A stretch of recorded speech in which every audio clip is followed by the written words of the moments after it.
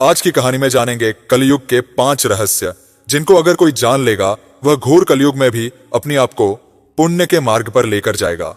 तो चलिए पूरा वचन चैनल के माध्यम से जानिए कलयुग के 5 कठोर सत्य जो कड़वे हैं पर सच है। कैसा होगा कलयुग, तो चलिए जानिए एक पौराणिक कथा के माध्यम से।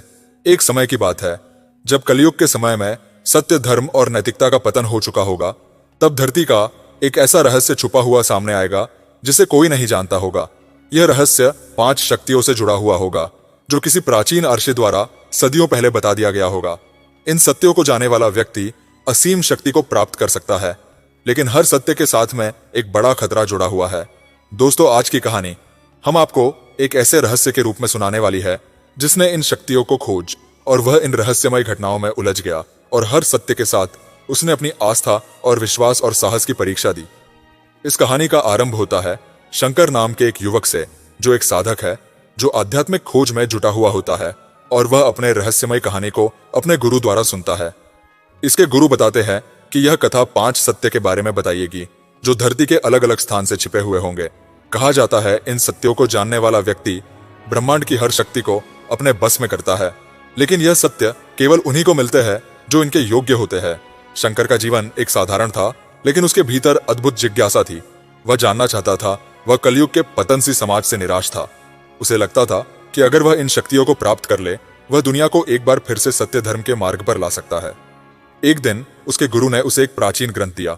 इसमें इन 5 सत्य की जानकारी दी गई थी और उसके बाद शंकर की यात्रा शुरू होती है। शंकर यात्रा करते करते अपनी यात्रा के पहले चरण में हिमालय के एक पुराने मंदिर की ओर बढ़ता है। यह मंदिर एक ऐसी जगह स्थित था जहां सच्चाई और धर्म के बीच की रेखा धुंधली हो जाती है। मंदिर के अंदर पहुंचने पर उसे कई मुसीबत का सामना करना पड़ता है। उसे मायावी दृश्य, फुसलने वाले प्राणी और अजीब घटनाएं जो उसे भ्रमित करने का प्रयास करती है, लेकिन शंकर का विश्वास मजबूत था। उसने अपने गुरु द्वारा सिखाए गए ध्यान और मां को स्टार करने के अभ्यास से इन चुनौतियों का सामना किया। अंत में वह मंदिर के केंद्र में पहुंचता है जहां उसे पहले सत्य मिलता है। भ्रम और वास्तविक एक ही सिक्के के 2 पहलू है। केवल वह व्यक्ति जो अपने मन को स्थिर रख सकता है वही वास्तविकता को देख सकता है। यह सत्य उसे गहरे ध्यान और ज्ञान की ओर ले जाता है और वह ब्रह्म माया जाल से बाहर निकल आता है। लेकिन इस सत्य को प्राप्त करने के साथ ही उसे एक चेतावनी मिलती है। चेतावनी मिलती है कि अगला सत्य और भी कठिनाइयों से भरा हुआ होगा। अब दूसरे सत्य को खोजने में निकलता है। जो दूसरा सत्य होता है वह होता है मृत्यु और जीवन। दूसरे सत्य की खोज में शंकर एक पुरानी से शमशान घाट की ओर जाता है। यह स्थान मृत्यु और जीवन के बीच का द्वारा माना जाता है। यह किसी भी व्यक्ति के लिए प्रवेश वर्जित था। शंकर जब वहां पहुंचता है तो उसे कई प्रेत आत्माएं और अजीब आवाज सुनाई देती है। यहां पर उसे आत्माओं का सामना करना पड़ता है जो उसे भयभीत करने की कोशिश करती है। लेकिन शंकर को मृत्यु से डर नहीं लगता। मैं जानता है कि मृत्यु केवल जीवन का एक हिस्सा है और इसका सामना करना अनिवार्य है। शमशान के बीचों बीच एक प्राचीन अग्नि जल रही थी और शंकर को यह समझ में आता है कि यह अग्नि उसे सत्य के प्रतीक है जो जीवन और मृत्यु के बीच छुपा हुआ है। वह अग्नि के पास ध्यान करता है और उसे दूसरा सत्य मिलता है। मृत्यु जीवन का अंत नहीं है बल्कि एक नया आरंभ है। केवल वे जो मृत्यु से निडर होते हैं जीवन के सच्चे अर्थ को समझ सकते हैं। शंकर इस सत्य को अपने भीतर आत्मसात करता है, लेकिन उसे चेतावनी मिलती है कि जैसे जैसे वह और सत्य के करीब जाएगा उसकी यात्रा और कठिन होती जाएगी। अब उसका अगला कदम तीसरे सत्य की ओर होता है।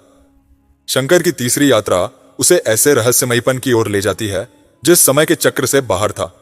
इस वैन में समय का कोई अस्तित्व नहीं था। एक दिन और रात का कोई यंत्र नहीं था और यहाँ के वृक्ष और प्राणी अनंत काल से यही थी। यह जगह उसे चकित कर देती है क्योंकि यहाँ पर समय के कोई नियम काम नहीं करते हैं और इसे एक आर्षि मिलते हैं जो 1000 वर्षों से ध्यान में ली है। ऋषि से तीसरा सत्य देते हैं, समय और अनंत का आर्षि। कहते हैं कि समय और अनंतता केवल मानसिक अवधारणा है। जो व्यक्ति अपने मन को समय के बंधन से मुक्त करता है वही अनंतता को समझ सकता है। यह सत्य उसे समय की पार देखने की क्षमता देता है, लेकिन इसके साथ ही उसे यह भी समझ में आता है कि उसे अपने भीतर गहरे उतरना होगा, क्योंकि चौथा सत्य उसकी आत्मा से जुड़ा होगा और चौथे सत्य में आत्मा और माया के बारे में जानने का इच्छुक होता है। चौथा सत्य शंकर को आत्मा और माया के संबंध को समझने के लिए प्रेरित करता है। उसे एक प्राचीन आश्रम में ले जाया जाता है जहां महान ऋषियों ने ध्यान द्वारा आत्मा और माया के बीच के रहस्य को सुलझाने का प्रयास किया। यह आश्रम माया के जाल से भरा हुआ था। यहाँ इच्छाएं और मोह उत्पन्न होते थे जो साधकों को अपने मार्ग से भटकने का प्रयास करते थे। शंकर यहाँ कई भ्रमों और प्रलोभनों का सामना करता है, लेकिन वह अपने ज्ञान और साधना से उनको पार कर जाता है। अंत उसे चौथ सत्य मिलता है, आत्मा शाश्वत है और माया केवल एक स्थायी परछाई है। केवल वह जो माया से परे देख सकते हैं, आत्मा के सच्चे स्वरूप को जान सकते हैं। इस सत्य के साथ शंकर अब उसे अंतिम सत्य की ओर बढ़ता है, जो सबसे कठिन और खतरनाक है, जो कि अंतिम सत्य, पांचवा सत्य है। शंकर की अंतिम यात्रा उसे गहरी अंधकारमय गुफा में ले जाती है। यह गुफा वह स्थान है जहां परम सत्य छुपा हुआ है। यहाँ पर सत्य और सत्य के बीच का सबसे बड़ा द्वंद्व है। शंकर को अपने भीतर की सबसे गहरी और शंकाओं और दोनों का सामना करना पड़ता है। यह गुफाओं से अंतिम सत्य की ओर ले जाती है, जिसे केवल कुछ ही लोग समझ पाए।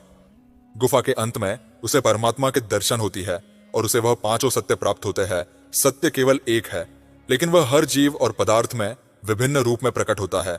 जो व्यक्ति सभी रूपों में एकता देख सकता है, वही परम सत्य को जान सकता है।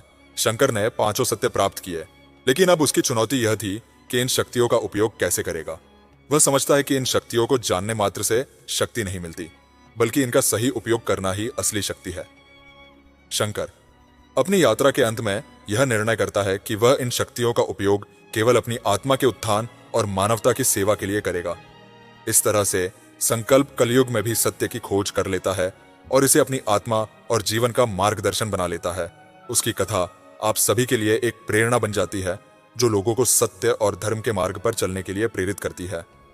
शंकर की यात्रा धर्म और आस्था की परीक्षा थी।